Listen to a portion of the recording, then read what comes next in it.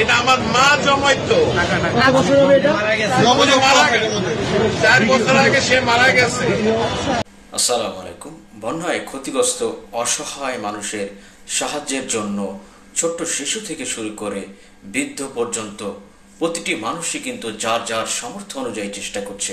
বিশেষ করে আলেম সমাজ যেভাবে বন্যায় ক্ষতিগ্রস্ত মানুষের পাশে দাঁড়িয়েছে সেটি প্রশংসার দাবিদার। আমরা যে ছোট্ট ভিডিও ক্লিপটি দেখলাম, একজন বৃদ্ধ মানুষ, তার মা প্রায় 4 বছর আগে মারা গেছেন। তিনি নিজেও প্রায় এক ট্রাক খাবার দিয়েছেন, কিন্তু মায়ের রেখে যাওয়া স্মৃতি, আমানত, একটি মাটির ব্যাংক, সেটি নিয়েও কিন্তু বন্যার্তদের সহায়তার জন্য এসেছেন। আল্লাহু আকবার! কতটা বড় হৃদয়ের মানুষ হলে এমনটা করতে পারে।